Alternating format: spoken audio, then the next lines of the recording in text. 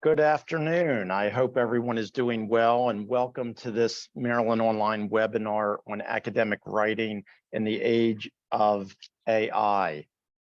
I am Dr. Michael Mills, Chair of the Board of Maryland Online and Vice President of E-Learning, Innovation, and Teaching Excellence at Montgomery College. And it is my pleasure to have you join us today. If you could, as I introduce our speaker, if you could type into the chat your name and your institution, that'll help us get a sense of where people are coming from and create a broader sense of community. So without further ado, let me introduce to you my colleague at Montgomery College, Stephen Chip Gladson. Chip teaches writing and literature on the Germantown campus of Montgomery College. He is also the college coordinator of writing in the disciplines. He received an MFA in writing from Columbia University and a BA in English from Dickinson College and the University of East Anglia. He has taught writing and literature at the University of Maryland University College, Shepherd University, and American University. As a United States Peace Corps volunteer, he trained prospective teachers of English and taught English for academic purposes. In a quest for the center of the universe, he has lived in Sri Lanka, Pakistan, England, Kenya, and Thailand. And without further ado, let me turn it over to Chip. Thanks, Mike. Thanks very much for the nice introduction. Can everyone hear me? Yeah. Excellent, thanks. So thank you for joining me on what is a beautiful day in Maryland. I hope it's a beautiful day where you are. It's difficult to be inside, I think. But thanks for joining me to talk about academic writing in the age of artificial intelligence. As Mike said, I teach English composition and literature at Montgomery College. I'm speaking today in my role as college-wide coordinator of writing in the disciplines. And that's because academic writing in the age of AI is a topic that's likely to affect all disciplines. And so no matter what you teach, I think this may be of interest to you. Also, by the way, I'm not a software developer. I'm not a techie. I'm not even a coder. I use ed tech when I can identify real advantages. So let's get started. Do you have any experience with artificial intelligence? Siri, Alexa, don't answer that. Oh no, now it's gonna start, your phones will start talking to you because they hear the speakers, right? So I'm wondering about this. I know that the chat is a little bit hard to cover here today.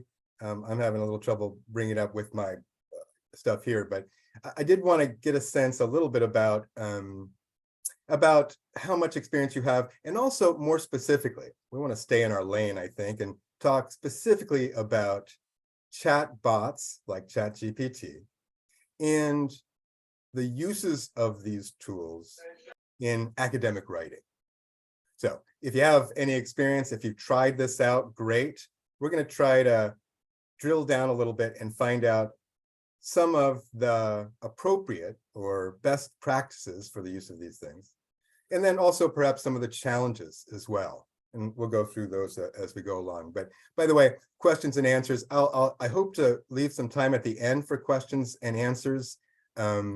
And if you have questions as we go along, you can put them into chat, but we may not get to all of them. We're in different places, and so it may be a little bit difficult to moderate the chat today, but please go ahead and ask. Maybe we can gather those up as we get closer to the end. So, by the way, artificial intelligence, AI, is not one thing. It's many things. AI chatbots also come in different flavors, but they share many of the same functions. So you got ChatGPT, Bard, Bing Chat. We were just talking about this before the session began. They're all generative AI tools. And built on large language models, they use prompts submitted by the user to collect content from a data set. And you can think of the data set as being the entire internet, if you like. And to create original writing based on the results. So by the way, human developers, we're told, tweak the coded instructions or algorithms to make them work better. And chatbots are powerful, very powerful, in fact, but not perfect. As disclaimers from the creators of ChatGPT, you see here, suggest. I don't know if it's too small to see on your end, but they mentioned these limitations on the right-hand column as soon as ChatGPT comes up. And use with caution, right? You might get incorrect information, harmful instructions, or biased content. And I'd say perhaps that's just a start. So what can AI chatbots do today?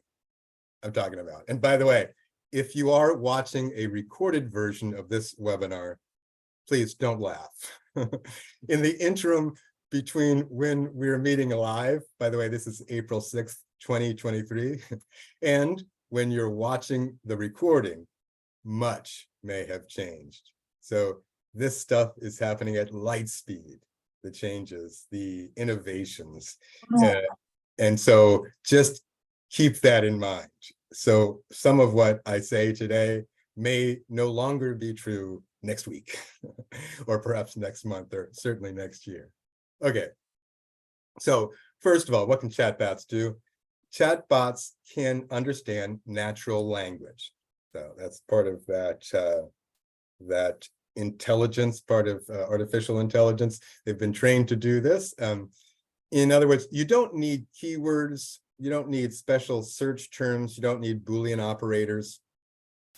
And next, chatbots gather information from a data set. I mentioned the internet, right? So the internet and perhaps other digital sources up to September 2021 were told by ChatGPT. So ChatGPT in its current, again, April 6, 2023, in its current formulation, does not access information prior to September of 2021. But again, watch this space. Things may change. When they offer results, they predict, and this is important, this is how it actually works, you may be wondering. They predict the next plausible word in a sentence. So the next plausible word, that's how it happens in practice. So in other words, it's pretty good with complete sentences. They also predict the next sentence in the paragraph. So they access plausible content, I guess you could say here, right? And also the next paragraph in an essay. So by the way, the default seems to be, as I've been playing with it, it seems to be like the standard 5-paragraph essay taught in English 101 courses across the nation. I wonder why that is. They can also incorporate and cite sources, and of course, they can chat, like your new best friend. So these are some of the things that AI chatbots can do today. As we were discussing a little earlier, these AI chatbots, in addition to what they can do here when we go to them, you'll notice, I think, over time that they will be integrated or incorporated in some way in so many different platforms and applications. So we'll see them layered onto, who knows? I won't even hazard to say because I'll look foolish when you watch the recording a month from now. So just so you know, these are the things chatbots can do. And I think you're going to be seeing these abilities pop up all over the place. So keep that in mind. So if that's the case, how might these chatbots influence the teaching of academic writing across the disciplines? As I mentioned, generative AI can both enhance and detract from teaching and learning. In some contexts, ChatGPT and other AI text generators, they may, promote intellectual curiosity. And I think we've seen that from journalists who have played around with these tools. So, wow, check this out. I'm onto something new. Sometimes we go down a rabbit hole with this intellectual curiosity with chatbots, of course. And of course, they can improve results for certain types of inquiries as well. Here's a very short list. By the way, this is not comprehensive, but I did want to just suggest How might generative AI enhance the teaching and learning of academic writing? Well, let's start here. Students can start developing ideas for a writing assignment by typing a prompt into the chatbot. So here's an example. I tried it out last week. What is universal health care? And ChatGPT immediately, within 15 or 20 seconds, spit out a 5-paragraph essay giving me information about universal health care, a topic that I thought I might include in one of my courses. And of course, this tool is available to students as well. So a student could type that query into the prompt, into the chatbot. So that's one thing that these chatbots might do to enhance teaching and learning. That could be a good thing if used appropriately. Number two, AI algorithms can assess students' strengths and weaknesses and provide personalized lessons and exercises. So I mentioned how these AI tools will soon be layered onto all different kinds of platforms. They'll find their way into all different kinds of applications and so forth. So adaptive learning, it's an important element in education. We certainly want to use it in the courses for which we teach writing, composition, etc. And so adaptive learning, may be another advantage, another benefit that we get from artificial intelligence. Here's another one. The instant feedback that students could get using ChatGPT or another one of these tools. So a student could copy and paste an essay draft into the chatbot for suggestions on revision, right? So they didn't make an appointment to go to the writing center. They didn't wait to come to your office hours. They, in 15 seconds, get some initial feedback, bang. And then with a multi-step process, the students might refine that prompt. They might ask, okay, you told me a little bit about how I can improve the thesis statement. Can you offer me feedback on this essay about topic sentences, or perhaps about the organization? Or maybe could you check this rough draft for complete sentences? And these AI chatbots can offer that instant feedback. Okay. Students can fact check texts generated by AI chatbots. So you can assign this, perhaps you can say, okay, we're going to plug in a prompt here on a topic that we've been studying. And then what I'm going to ask you to do is to fact check it. Look at this document and tell us, what did it get right? What did it get wrong?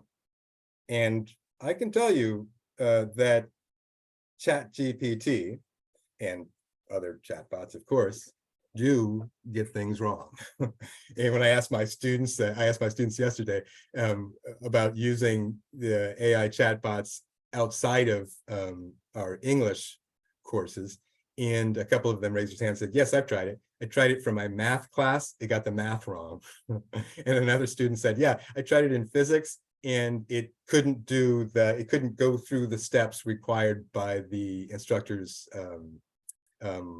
assignment. So it got things wrong. It was inaccurate with certain information. And you may have heard reports about that in the popular media also. There's a lot of people writing about that. So, give students a chance to see why and when does ChatGPT mix things up? Why does it get some things wrong and perhaps get other things right? That would be an interesting application. Here's another thing, checking bias. You might assign your students this task. Ask your students to identify bias in the AI generated text. So remember, the AI data set, that's, the internet, it contains bias. So the chatbot may reproduce those biases in what it offers in results. So that's something that you can ask your students to address. Here's another one. I like this one as a English instructor, a composition instructor. You try this, a comparison and contrast, a comparative analysis. Ask your students to compare a text written by a human, maybe somebody volunteers an essay from your class, and then compare it with a text generated by a chatbot. And then perhaps offer them some guidance on what to look for. They might edit for or review the style and voice. Or how about this? How well did those two, the human and the machine, do with authentic voice? How about with originality? If the assignment required some kind of reasoning, as most of our assignments probably do, how did the chatbot do with reasoning as compared to the human writer? Or how about some of these things? How well did the two respond to the assignment purpose? And how about the audience? Do you feel like the chatbot wrote appropriately for the given audience? And how did that compare to the student writer, the human writer? So that kind of comparative analysis, putting those two side by side, they might offer students insights. Students might gain insights by putting the human writing and the machine writing side by side. And I think also it might give students a better view of what they're getting into when they do choose to use a chatbot for academic work. Okay, what are we missing? So what other things should we be thinking about? What other uses or strategies have you identified that make the most of AI text generators in writing instruction? Think about that. As I mentioned, I'm having a little trouble getting to my chat from my side. If somebody else has it, that's great. Or we can always come back to that. We'll make a nice condensed list perhaps at the end. How's that? Chip, if anything shows up in the chat, I will let you know. Okay, wonderful, wonderful. Okay, so again, these are possible enhancements to teaching and learning, and I went for ones that have particular importance, perhaps for the composition or for any classes in which you are using writing, student writing. So think about how you might try some of these. This is not a comprehensive list. So many other possibilities exist. And I'm thinking of new ones all the time to try out with my students. On the other hand, if ChatGPT or another chatbot can easily generate a research paper, a lab report, a comparative analysis, an argument, the code for a computer function, a haiku about your puppy or your guinea pig or something like that. I've tried that. Students told me it's spooky. But if ChatGPT can do these things, then many educators worry that students will use AI tools to submit text as their own work. So that brings up a whole bunch of new concerns, right? This wonderful new innovation, very powerful, also a great disruption, not just in education, of course, but it brings up, some concerns. And we hear about these concerns from faculty. So I can tell you that when ChatGPT released its 3.0 in November of 2022, my writing in the disciplines team got right to work because we knew what was coming and we knew we would be hearing from our faculty with their concerns. So most of the month of January, we spent basically trying it out and also reading as much as we could about the possibilities. And I'll mention a couple of the early doomsday scenarios that we saw in those first days. Now already so much has changed since November 2022. We're just in April 2023 now. And so when we got to work, we wanted to make sure that we could provide faculty with some guidance. And the way that we went about it was to start a working paper that we could revise, update, add to as time went on. And I think that was a good choice because that's what we've been doing. Every week we find that we need to add something to that working paper, and we try to distribute it widely to faculty at our institution here.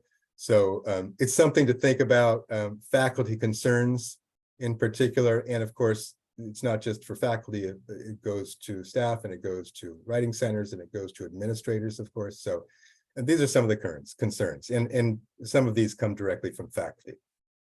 So, you know, most faculty will tell you that writing, so the difference between using AI, depending on AI tools to submit text for students to do that, and relying upon their own writing, is important, because writing helps students to learn and to retain knowledge and skills taught in their classes in ways perhaps that soliciting text generated by an AI chatbot does not. So that's kind of the idea behind so much of what we do. Why are we asking students to do all of this writing? Why do we ask students to write essays? Why do we ask students to do short answer responses? And that comes in part because we have this idea about what writing can do above and beyond just becoming a good creator of sentences. It has other benefits, right?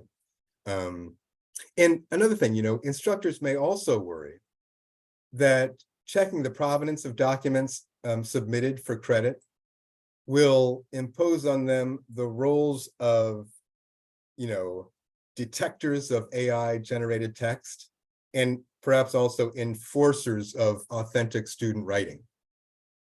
So those may be roles that some faculty, don't want, or they don't want to add to the ones they already have, with perhaps concerns about plagiarism and so forth. Also, writing center tutors, they also need to know if, for example, they should report the use of AI text generators if, a student confesses that they've used a chatbot to write that essay or to generate that essay. So what should they do? And I think these concerns sort of percolate. They go right up the line. And I know from meetings that we have had at my institution, some of our early conversations included, organized by our elite office. We had administrators participating as well, and we heard from them. And they said, it's a paraphrase, but I don't intend to be Thor on the mountaintop with a lightning bolt every time we hear that there's a concern that maybe some students or a student has relied upon an AI chatbot to write and then submit an essay. It's a new problem. It's a new concern, and we may need to develop new solutions for these concerns. So, what should we do? How do we meet this, or rather face this moment? Number one, so I put detection as the heading here.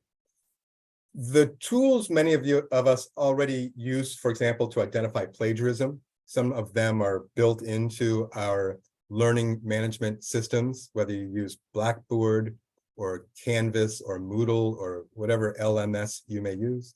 We have some built-in, plagiarism detectors, if you will, and they may not be able to check for AI generated content.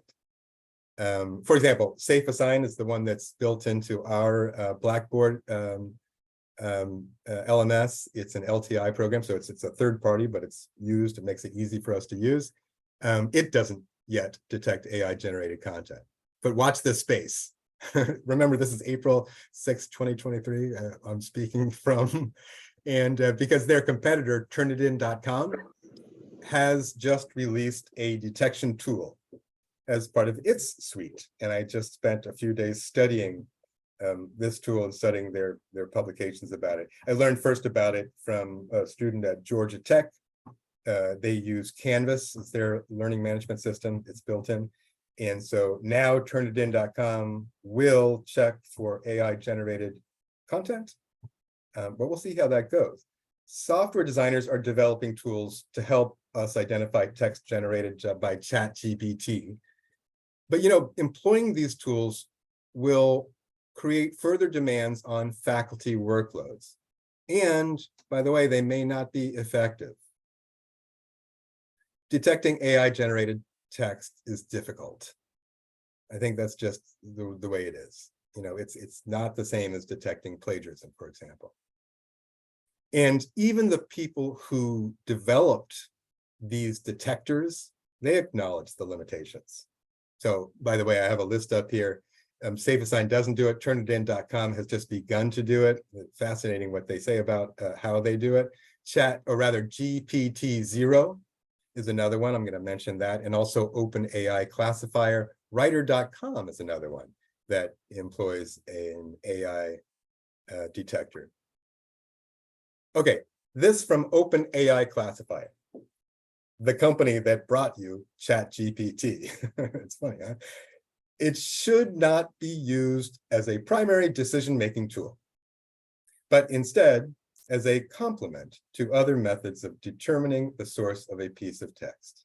Sound advice, right? But it does give you an idea about the limitations. Here's some of the other stuff that we learned from OpenAI classifier about the limitations.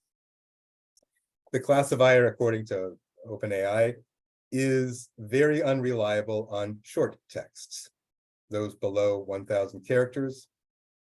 Even longer texts are sometimes incorrectly labeled by the classifier. So if you got short answer responses from students, you may find that this tool is not going to work that well.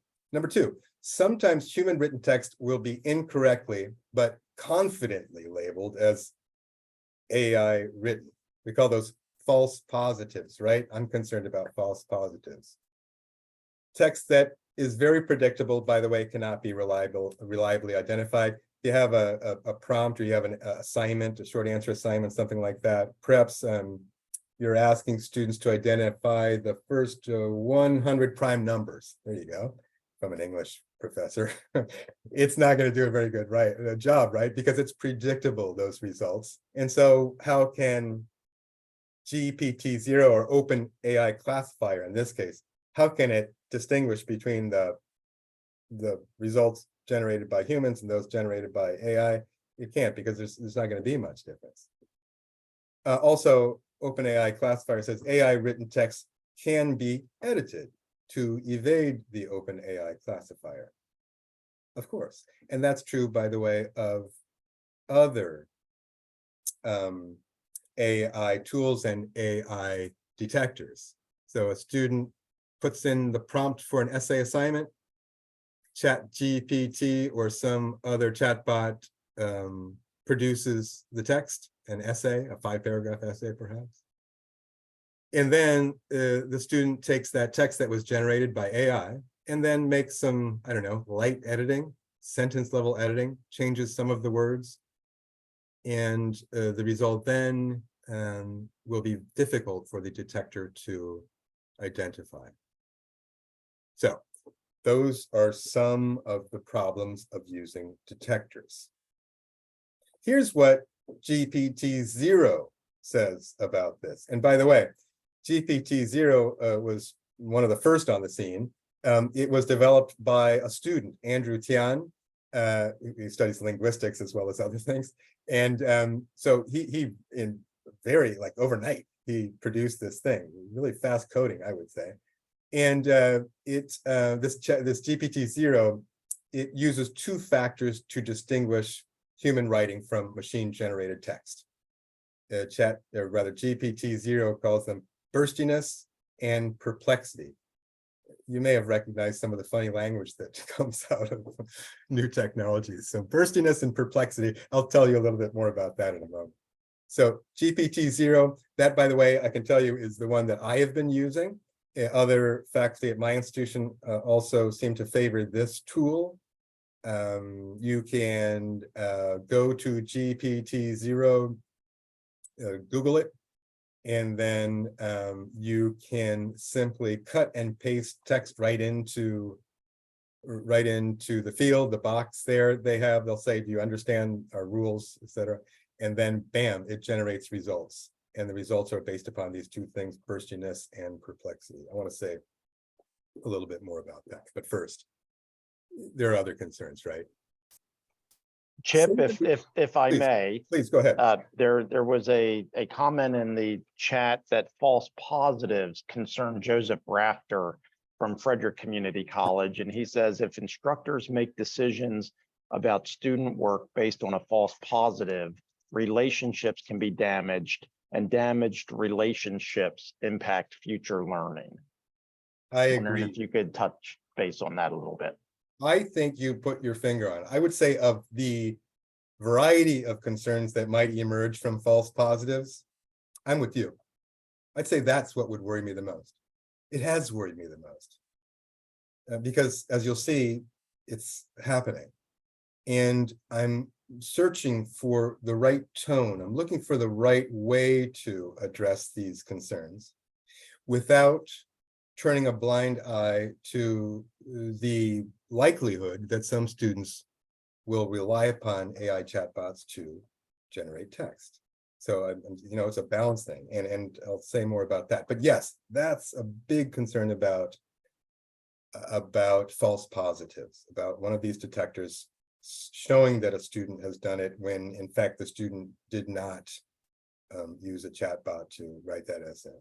That's only one thing though, right? Think about some of the other concerns, as I'll mention here. What about the potential for unrecognized bias? Did you check all of the papers for machine-generated text, or only papers written by a subset of your students? I asked myself this question yesterday. So what is it that made me run 2 or 3 essay submissions through GPT-0 and not the others? And I had a little conversation with myself about that. I think those are the conversations we need to have. We need to have them perhaps not just with ourselves, but with others, as we're doing here today. So I think you're absolutely right. False positives, maybe number one, can damage the student-instructor relationship upon which, real good teaching depends, I think. But there are other possibilities also for damage done by false positives.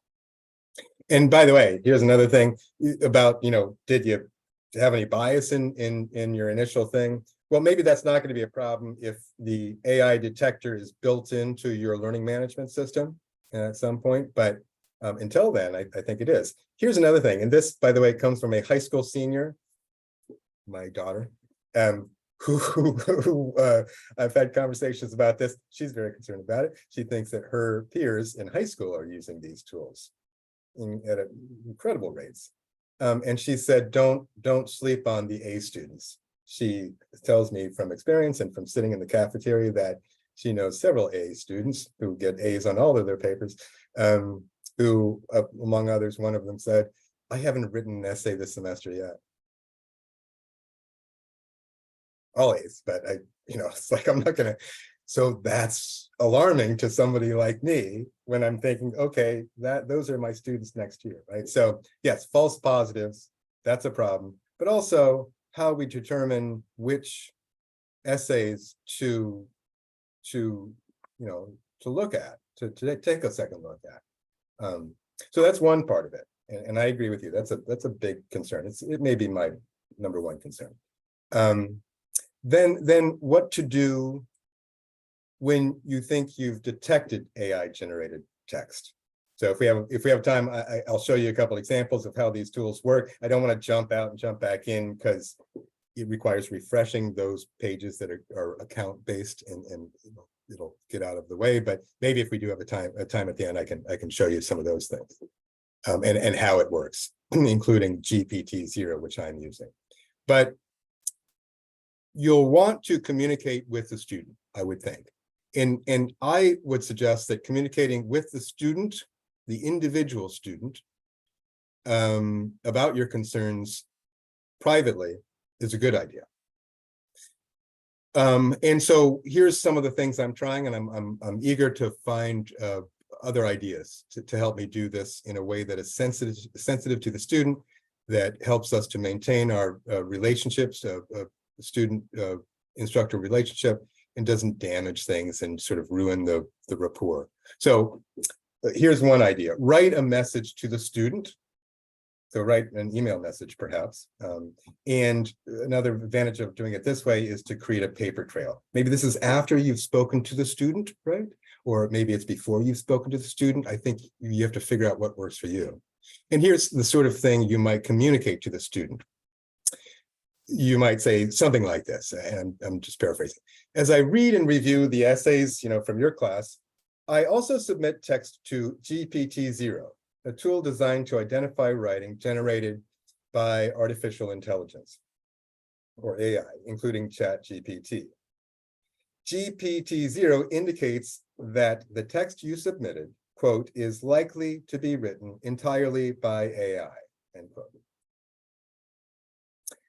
As we encounter these new technologies, I want to continue the discussion we began in class, by the way, I'll mention that in a moment, about the ethics of submitting AI-generated text for academic assignments.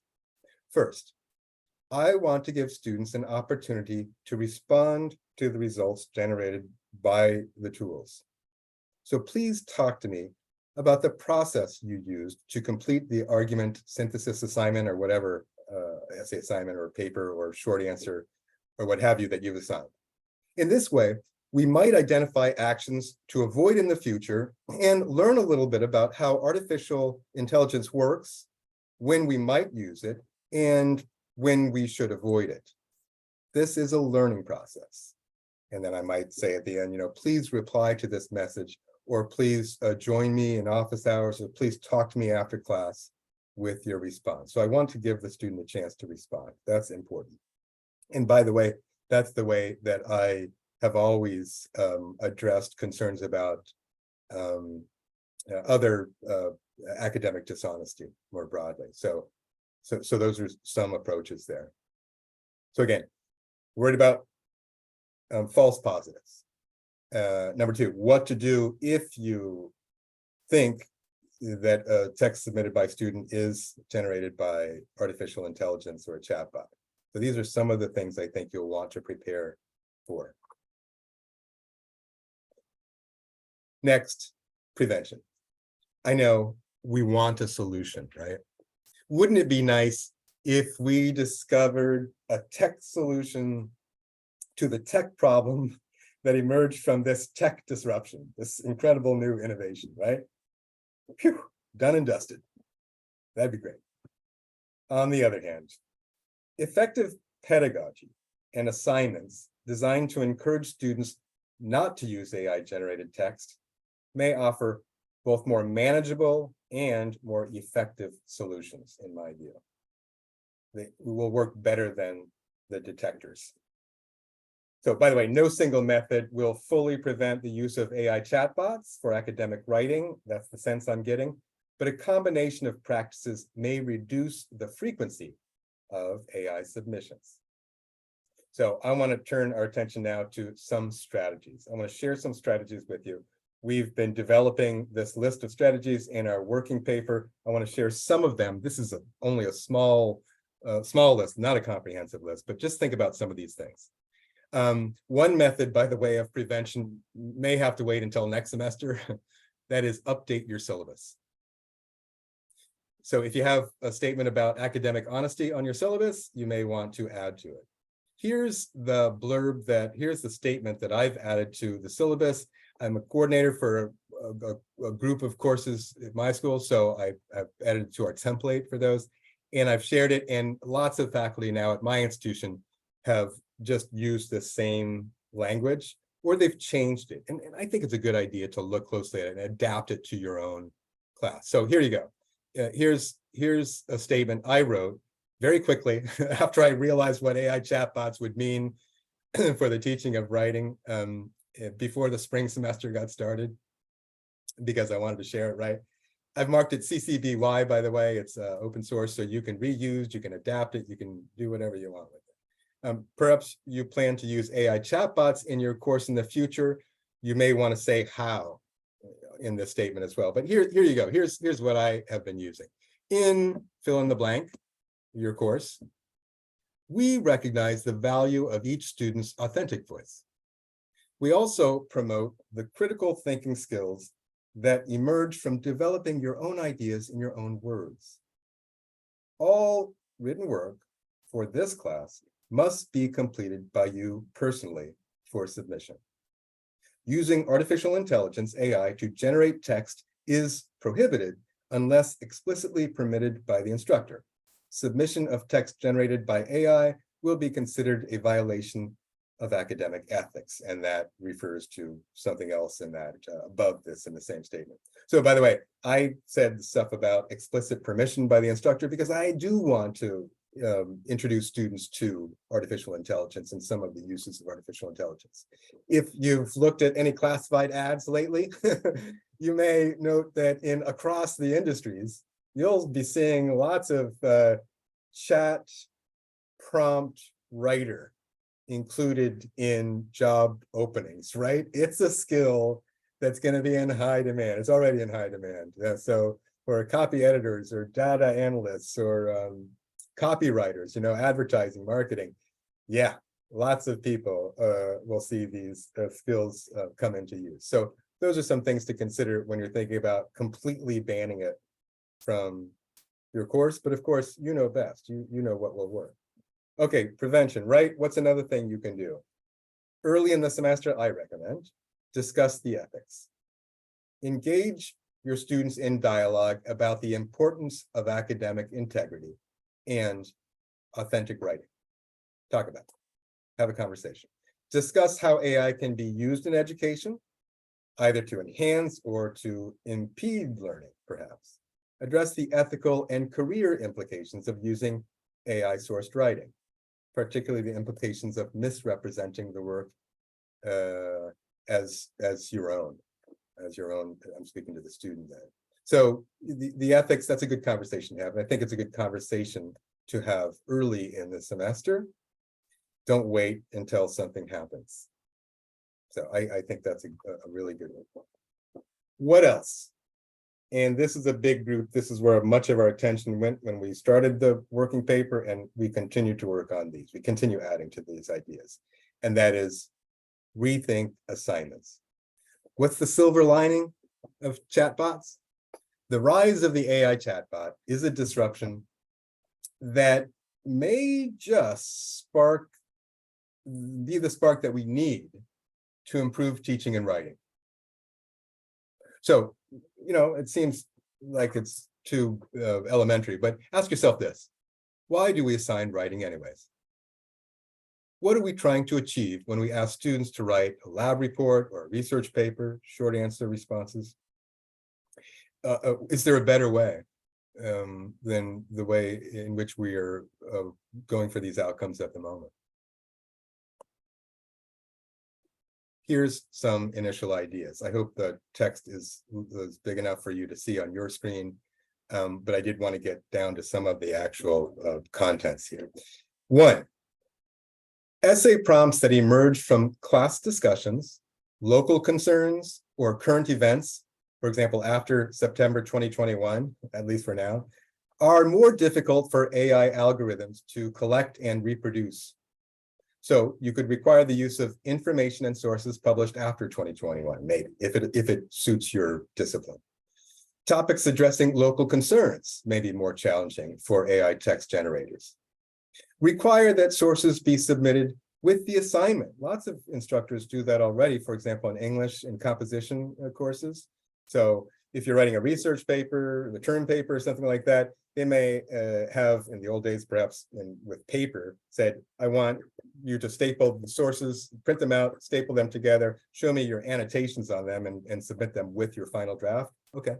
So assign the specific topics. Maybe that's one way. Here's another thing. Results from lab experiments, personal narratives, group presentations, personal reflections. Those are all less likely to be available within the database of a ChatGPT or another chatbot. And I've tried explicit. I'm looking at ways to extend this to all other disciplines. So the the natural sciences, those lab experiments, those results that the student got on the student's lab, they are specific, they can be documented. And if you require that the students include those results, then I think that is another way to help. Here's another tool: annotate sources. So if you're annotating the sources that will be used in a paper down the road, they're sort of putting their 2 cents in early. And by the way, at our institution, I use a tool called Hypothesis. It's a social annotation tool. It's available at lots of institutions, most learning management systems. It provides a pretty straightforward way to integrate social annotation sources before the students start drafting a paper. I use it as the way for students to learn how to annotate and then to integrate source material into their paragraphs. So it's a direct thing, and it's also a conversation because it's a social annotation. So that's one way. Here's another one. I'm borrowing this word, this term, chain of custody here. You could get serious about submission guidelines. So I borrow this concept, chain of custody, from law. It's also used in art history, I'm told. What a student submits at the end of the writing process should clearly emerge from the work they've done from the start. So some of the steps in the writing process, pre-writing, outlining, drafting, revising, proofreading, editing, all the steps in the writing process, if you're able to assign those steps, if you're able to make your assignment work that way, you can ask students, we should be able to see chains or links in the chain, right? From the beginning up until what's submitted at the end. And if you've asked students to sort of weigh in on these things or to produce these things, either in discussions or in social annotations or, in writing, stuff done, for example, in class, in the classroom, if you have a face-to-face class, then that can help you to verify that the writing is the work of your students. So these submission guidelines can help. And also this, assign meaningful work. If students feel an assignment is meaningful or applicable to the course or to the academic or personal goals, they may be less likely to use AI-generated text. So, what I'm doing for myself, I'm honestly assessing whether my course workload is realistic, and I have my doubts. So I want to think about what are those assignments that are really important or essential, and then let students focus on those. Here's another one, last thing. I've done this for a long time. Ask your students if you use a learning management system for submission of essays, right?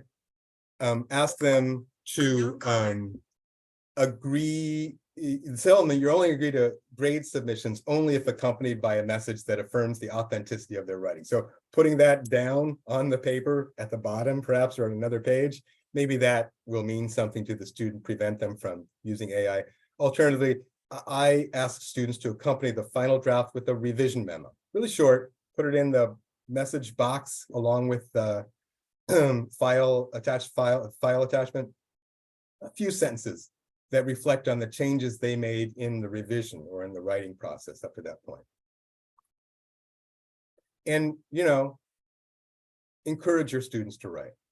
Okay, what have I missed? That's a review of the points I just went over. It's a short list. We've got a lot more beyond these, but you may have some ideas. I got one more thing to say here, and I'll get out of this slide deck here and open it up and sort of give us a chance to talk a little bit more. So, did you see this essay at the beginning of the uproar? You may have seen it. It was in the Atlantic, right? By Stephen Marsh, the Atlantic magazine.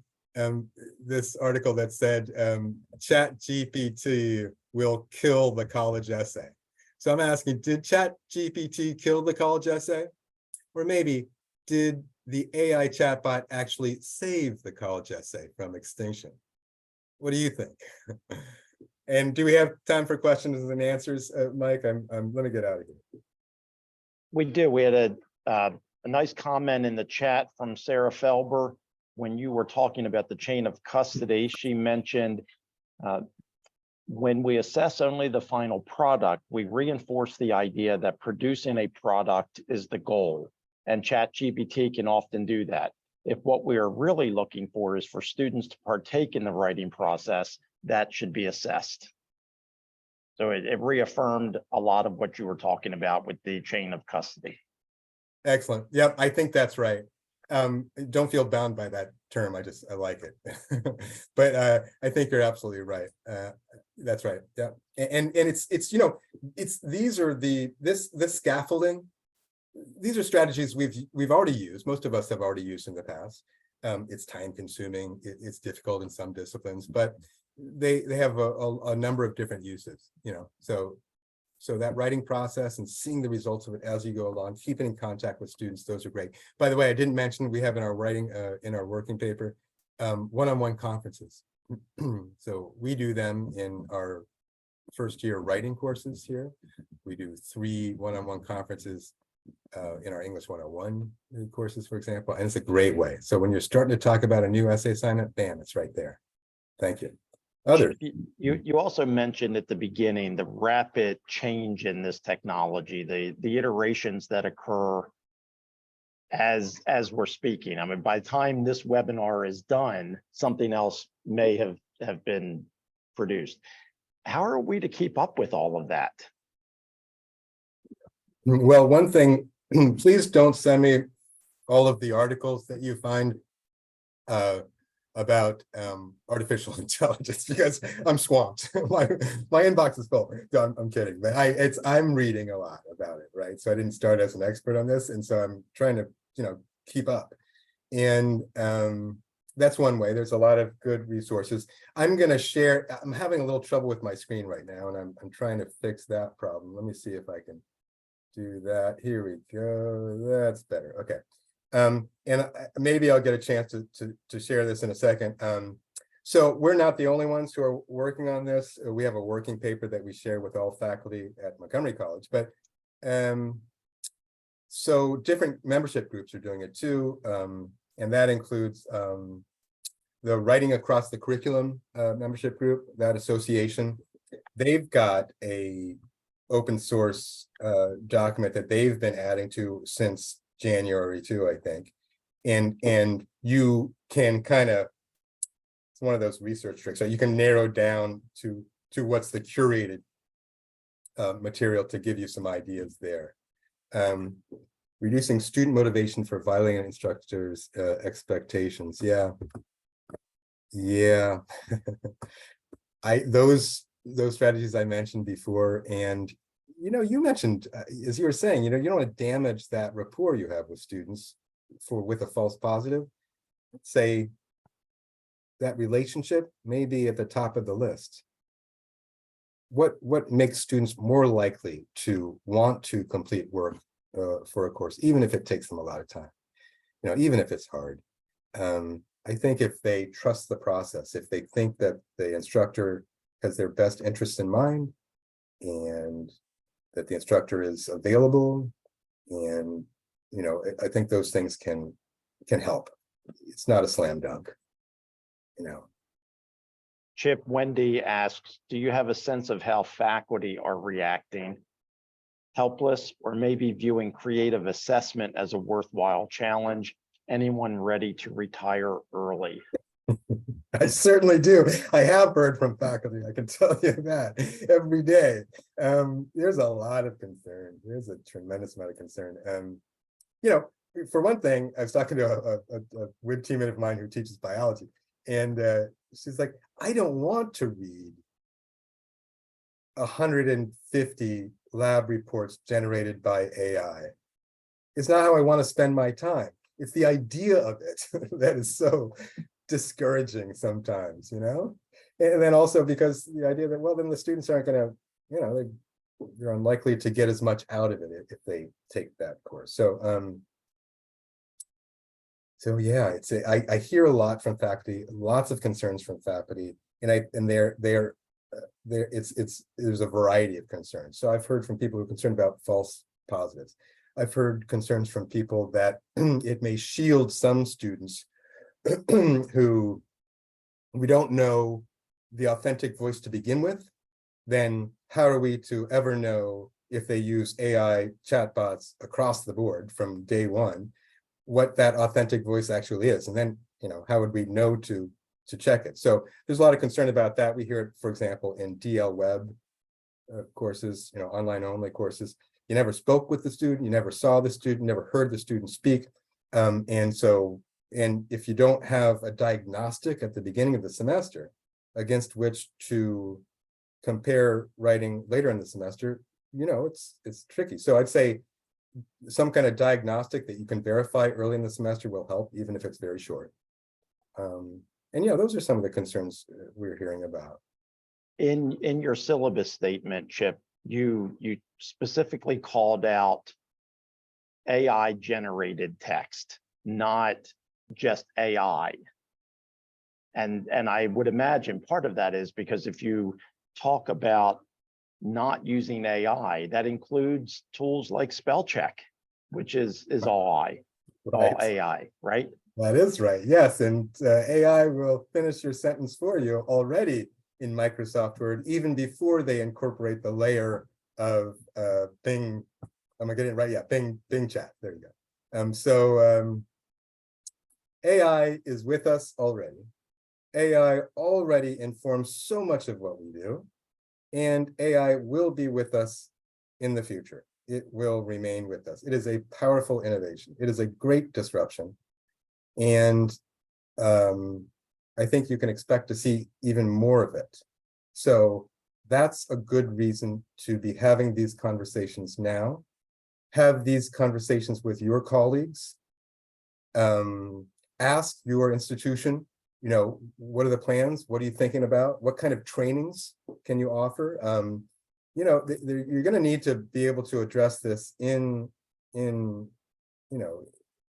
with the help of administration too. You're going to need to have sort of all people across the board address it. And I think that conversation should also include students. I was interviewed by a student writer for The Advocate, our student newspaper, the Rockville campus, a couple of days ago. And I asked the student journalist, hey, have you asked students about this yet? What do they say? We want to know that too. There's a bunch of students out there who say, I don't want my classmates to be using AI to produce essays because that puts me at a disadvantage. Now, by the way, I went likely on one other thing, and this is another thing that comes up in these conversations a lot. I know we're running out of time, but the quality of the text generated by these chatbots, that consumes a lot of the space of the discussions that I'm participating in and that you hear from and that journalists write about, right? So there's a reason why they check for perplexity and burstiness in these detectors, because it lacks those qualities. The writing that is generated, it's simple sentences, rarely a complex sentence, rarely a compound sentence, simple short sentences, and really boring. But those papers submitted with that text may pass the level for your institution or for your course. Think about English language learners and what they're trying to achieve in an essay. Sometimes what we want, the ceiling sometimes for some students, is we want you just to learn how to write complete sentences and to write cohesive, organized paragraphs. And that's what ChatGPT excels at. So, what happens for those students?